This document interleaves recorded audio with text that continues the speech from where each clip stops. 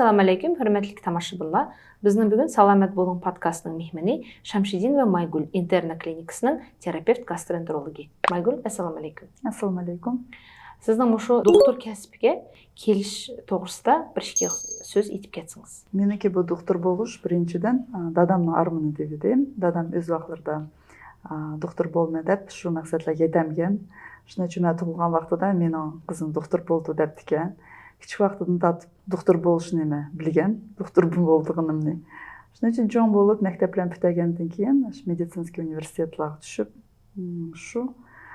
ушу кәсиплерге яттык биз.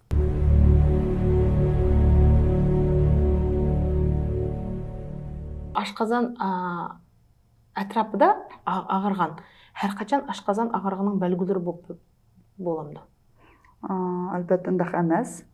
Ашказан агырган вактыда или боль в эпигастральной области деймиз го биз эмди орусчалап, убакта у башка агырыклар менен болушу мүмкүн. Биринчиден жүрөк агырыкларын болушу мүмкүн. Эмди уну кандай билдиган болду, жүрөк агырыкмы я ашказан агырып атамды деп сорса, ашказан агырык у узак вакытта болушу мүмкүн. Bir ay, 2 ay агырышы мүмкүн. Bir күндү пайда болгон нерсе эмес, и у агырганда кичикна ушу агырык кандай десек болду, усиливается, да? Күчөйдү. Bir күндөн bir күнгө күчөйүп келип, андан кийин таза агырган вактыда пациентлар бизге жүрөк келди. Да, ошол вакытта пациентлар бизге келди. А жүрөк агырыгы у ашказан гастрологические боли при инфаркте миокарда деп деймиз, У вакытта у bir күндө болгон, туюксуз болгон агырык, у вакытта эмди биринчиден шунуга мән бериш керек да. Бул ашказаным агырмаган, азыр немишкандай чапсал агыр кетти деп эшнага мән берсе, ушу инфарктларны алга болду. Ашказан үчай юлларынын кандай давалаш усулдары бар?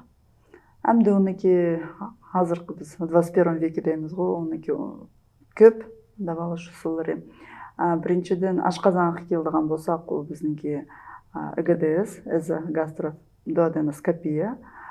У көпияларды өткөзүлдү. Башка бир районный больницалардан бар, поэтому уну көпияларды текшерген болду. Эгер андак биздики немдир возможности болмаса, рентген можно сделать. Рентгенди эмди эледе башка бир чат доктурханалар болсума, да рентген аппаратлар бар. Рентген бар, ашказаны текшерген болду. Эмди унун башка ультразвуковая диагностика деймиз, УЗИ, да. УЗИ аппаратлар биздин көп эледе турду, УЗИ органов брюшной полости. Азыр современный немелер келдиган болсак, обследованияга келдиган болсак, бегирни, непрямая эластометрия печени, аппаратный фиброскан деген, азыр в основном фиброскан деп тонуду уну, а бирок онунки дурус немеси келдиган болсак, непрямая эластометрия печени деймиз, уну бегирни текшерет да, бегирники май баскан вакытларда, это стеатоз печени деймиз. Яки фиброз печени у бир вирусный гепатитлар вактыда или алкогольный, допустим, бир поражение печени болса, у вактыда шу фиброзларны, шу бегирники өзгөрүшлөрүнү непрямая эластометрия печени көздөдү. Бу жерде, конечно, анализларга карайбыз, биохимический анализы. Биохимическийники у жерде жык показательдер. АЛТ, АСТ. Сиз кандай анализден тапшырылып атасыз? Эмди бегирга келган болсак, или, допустим, желчевыводящие пути, да, поджелудочная железа, уларга келдиган болсак, биохимический анализде АЛТ, АСТ, билирубин его фракция деймиз, щелочная фосфатаза, ГГТП. Это вот основные показатели. Ондан башка эмди анализы кала есть у нас, общий анализ крови, ИФ анализларга карайбыз, если, допустим, бир диагностика вирусных гепатитов. Гепатиттин кайсы түрү бар болгон эниклаш үчүн тапшырды, вирусный гепатитларга вообще адам баласы, эмди любой даже здоровый человек деймиз, вирусный гепатит Б, Сга bir жылда bir кытым тапшырып көрүш керек. Немишке десек, биз стоматологларга бармыз, аял киши келдиган болсак салонго чыкмайбыз, маникюры, педикюры дейбиз. Ондан башка азыр кичи кызлар татуажлар кылды. Ошолар эмисиден ушул вирусный гепатитла жугуш мүмкүн. Уларны жуктуруп алган болсак, уларныңки клиникалык көрүнүшлөрү улар сразу ындак биринчи күндөн белгилүү болмайды. Если гепатит С келдиган болсак, оны жуктуруп алгандан кийин бир 20 жылдан кийин уже цирроз келген вактыда пациентлар биз келди. Кеш келди. Уже цирроз болгон вактыда эмди в любом случае это немножко поздновато эмди. В любом эмди, конечно, онун немеси бар, жолдор бар, давалыш жолдор бар. Бирок бир жылда бир профилактика тапшырып турса, ушу канны, ушу дурус болду. Эмди диагностика келген болсак, күч айланы текшеридиган болсак, онуга колоноскопия дейбиз. Эгерде компьютерная томография керек болса да, уже по показаниям, pH-метрия бар, суточная, ашказанда биз опять карайбыз. Кандак биздинки кислотность дейбиз го, ушу кислотность төмөн болуп, дурус доор бериш үчүн, да, доорларды дурус бериш үчүн, уже обследованиялар чисто по показаниям. Биринчиден биздинки жасайдыганыбыз это ЭКДС, общий анализ крови, биохимия и УЗИ брюшной полости. А дальше уже по ходу дела. Биздин эгерде пациентларыбыз ачык яки ысык тамакны көп ичидиган пациентларга кандай насихат этсиз? Эмди ачык ысык тамакларга келдиган болсак, бу жерде опять биз национальный особенность көрүш керек да. Эмди бир миллетлерде, допустим, ачык тамакларны уларники еще булри, то есть предки дейбиз го, ушулар еп келип аткан болса, генетически для них улар көтөрөлөйдү. Для них это не сложно, для организма это не стресс дейбиз. Бир миллетлерде эмди ачык тамакларны бурунтун еп келген болса, улар ундак пациентларга эмди или ындак адамдарга ыгыркы кылыш мүмкүн. Биринчиден уйку бези дейбиз го, уйку бези го биздин поджелудочная железа, шу органларга ыгыркы кылыш мүмкүн. Эмди ысык тамаклар улар өңешке зыян келтириш мүмкүн. Ысык тамакны чапсан жеп алган болса, у жерде биз дейбиз эрозиялар күйдүрүш мүмкүн. Күйгөндөн эрозиялар болгон болса, шу эрозиялар көп жыл өңеште болгон болса, улар онкологиялык агырыкларга элип келиш мүмкүн.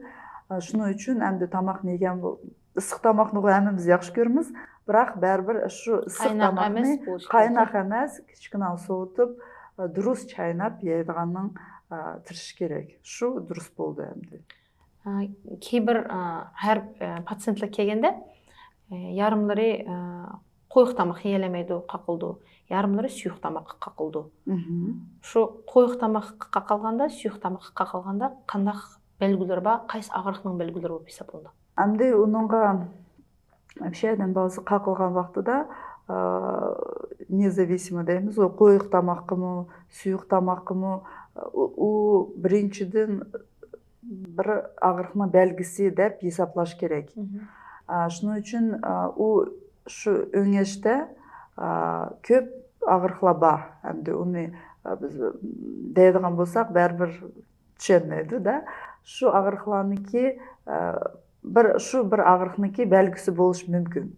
Ондан башка биз дейбиз ревматологическая патология болуш мүмкүн да.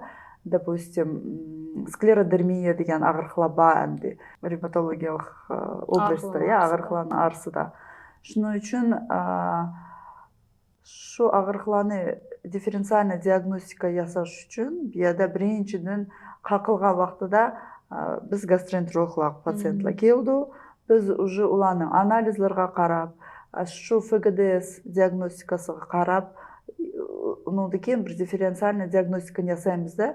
Бу жерде бу шу өңеш менен багылыкмы, шу өңеш менен багылыкмы или шу ревматологларга пациентне Әліш керекме ашланы біз қарап бір заключениеға, бір диагностикаға келміз. Қақылға вақтыда основной метод диагностики ол рентген. Рентген пищевода с барием дейміз.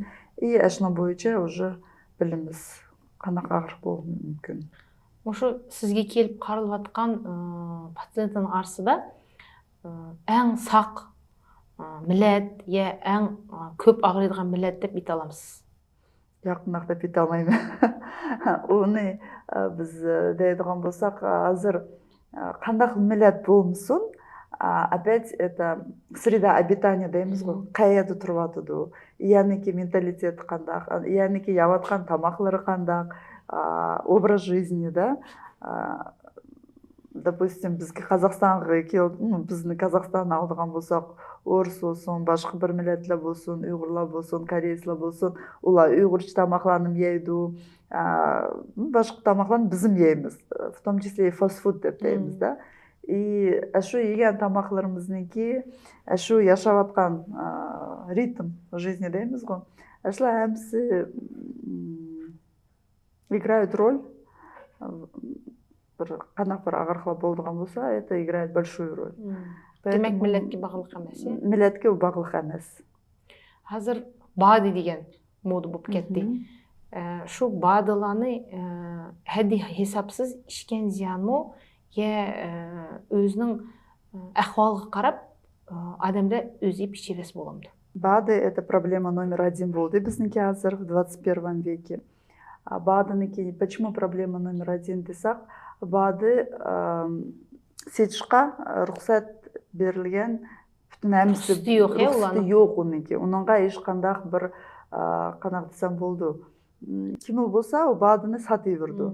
Шыны үшін о БАДыны азыр сетіп атқан әдәмлі, оланыке медициналық ешқандақ образованиясы жоқ.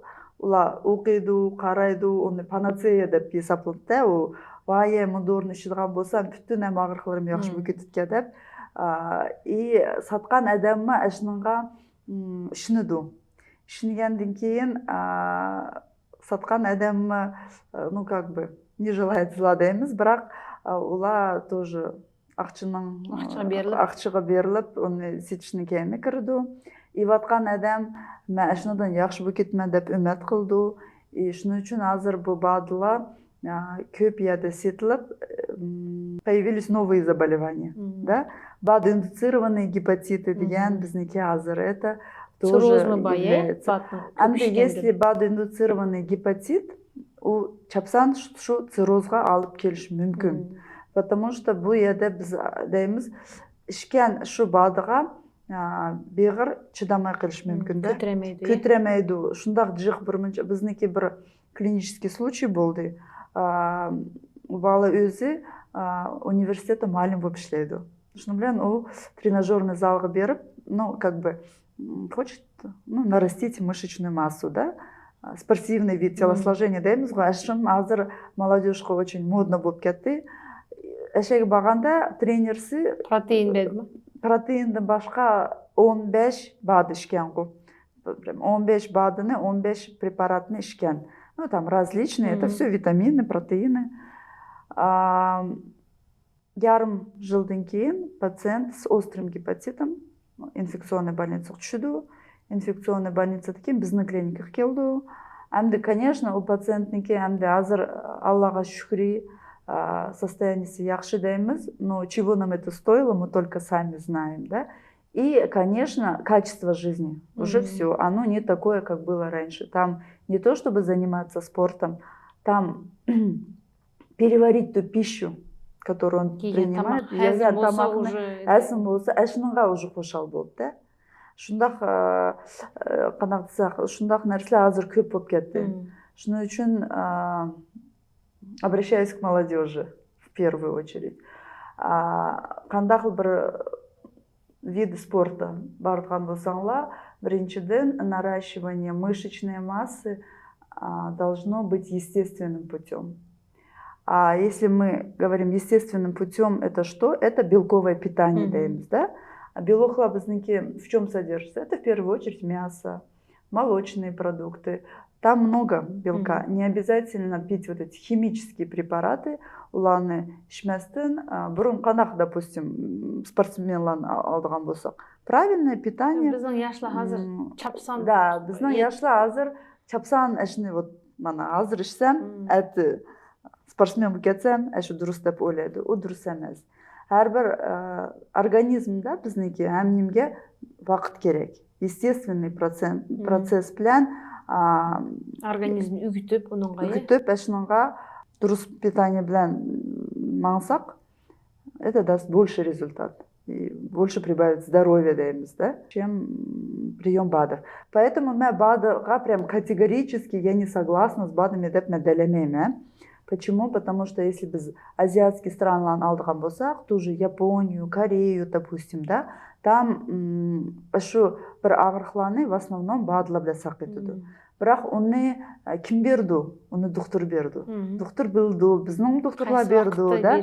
Қайсы вақытта беріш керек, қанчылық оның дозировкасы болыш керек, қандақ БАДла болды.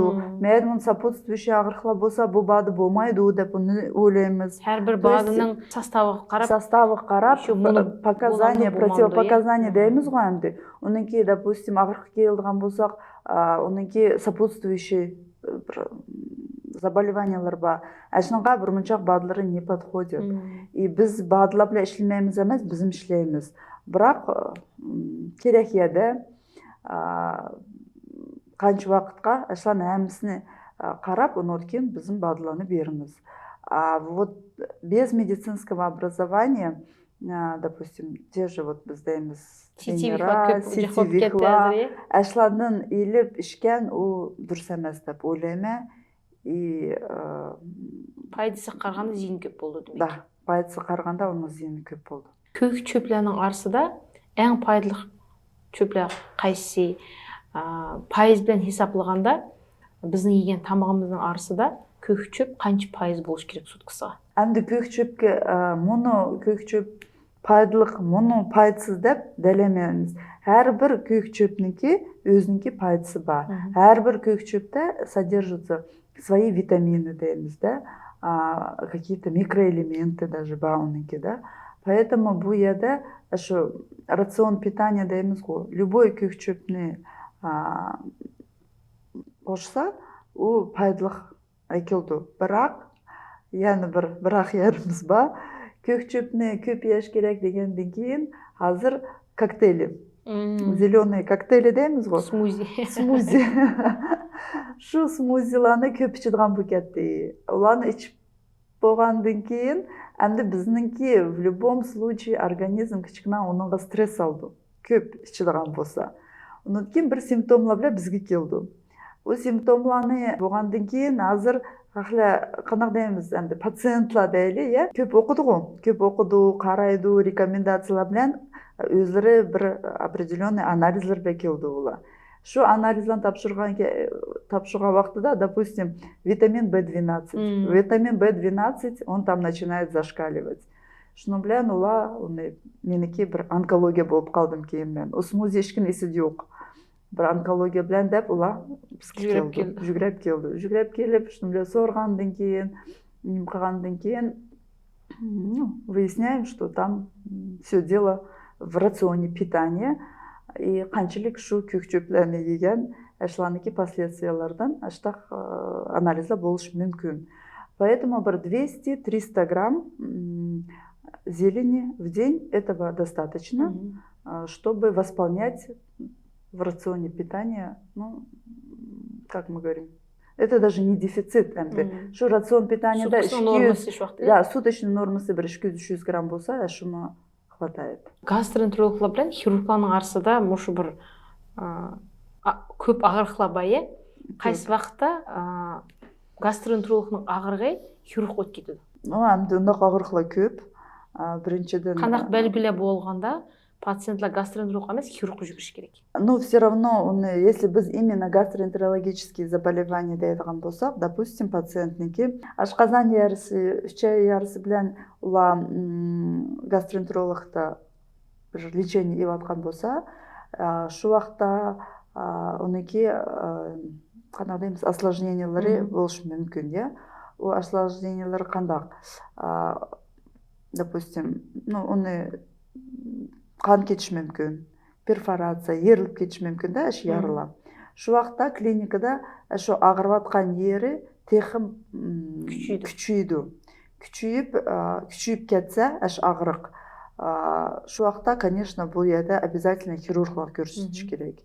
Андан кийин кан кетсе, допустим, ашказандын кан кетсе, кан кусуду, кан болгондо мындак чистый кан эмес, капкар бир нем чыкты да, кусуктун бир капкар нерселер чыкса, унума уже хирурглар көрүш керек. Эмди өтө ташлаба болса, ошо ташла бурунтун агыртмаган болса, унун кийин бир катык агырык кирип алса, оң тарапта деймиз го, быйгыр тарапта, уланыма в основном хирурглар карайды. То есть эмди хирург келган болсак, если есть боль острая, вот она внезапно возникла, и она такая, пычак кескендек агырык болдуган болса, оны биринчиден, конечно, биз хирурглар менен карап, и ол хирургическое лечение деймиз. Сизге каралган пациентлардын арасында көпү кандак агырыклар менен келди? Ар түрлүү агырыклар менен келди. Бирок агырык мандак агырык менен көп келди деп делемейбиз. Но толарагы, конечно, ашказанынки немеси воспаление гастритлар деймиз го. Гастритлар менен вот это боль в эпигастральной области. Больше кандай симптомлар менен келди десек, это боль в эпигастральной области. Бирок боль в эпигастральной области деген ашказан агырган, биртал гастрит эмес, даже иногда психосоматический состояние деймиз. Психосоматикага багылык ашказан 3 ай ууларда кандак белгилер болду? Вообще ашказан агырып, постоянно пациент кийкирип, даже вплоть до рвоты, да, кусук болушу мүмкүн, или, допустим, ичи өтүшү мүмкүн. Ичи өтүп кетсеме, у обязательно бир агырык эмес, у психосоматикалык, допустим, пациентлар келдиган болсак, каттык бир стресс алдыган болса, иштиму или үйдүмү, ашнадыма ашказан агырып кетиши мүмкүн. Или, допустим, ичи өтүп кетиши мүмкүн. Эмди в любом случае у психосоматикалык биз деймиз го функциональная боль, да, там, и бияда в любом случае текширип, андан кийин уже текширип иштим типилмагандан кийин уже психосоматический состояние деп койсак болду. В любом случае биринчиден, конечно, обследование өткөзбөз анага пациентларны. Биздин тамашабынага итар асасий бир 3 насихатыңыз айтып кетсиңиз. Энди биринчиден силердин студияга рахмет этким келди. Силерге рахмет этким келди. Баштагы программа курулуп, ушу пациентларга бир кандай десек болду. Если будет польза, то для нас это большая честь дейбизми. Если это пациентларга дейдигиним биринчиден ушу жеп аткан тамакларыбызга көңүл бөлүш керек. Тамак жеген вактыда эч неге алдырмай, телефонларга кармай, потому что ушу телефонларны карап тамак жегенме, шуну дурус эмес, уну көп бир агырыкларга элип келиши мүмкүн. Шуның үчүн тамак жеген вактыда эчтемге терикмей, эчтемни ойломай, мына бурун сокушбаклар депти го, война войной, обед по расписанию. Вактыда тамак жейдиганын кийини кириңлар дейм. Завтрак должен быть обязательным, обед и андан кийин легкий ужинга үгүнүш керек. Андан кийин жеген тамакларны эмди нем жеп атабыз, ашнага көңүл бөлүш керек. Азыраак татлык нерселерни, азыраак мучный дейбиз да, побольше овощей и фруктов. Это вот правильным питанием является. И ашказан агырамды, 3 ай тараплы агырамды, или быйгыр тараплы агырамды деп өзүңөр ойлосоңор, биринчиден самолечение не занимаемся. Google'га кирмей, азыр GPT деген бир нерсе пайда болду. Унага кирмей, биринчиден докторго келип, ашына экспертный мнениесин элип, дурус обследованияны өтүп, лечение алдыгандан кийин кириңлар деп ашыланы дегим келди.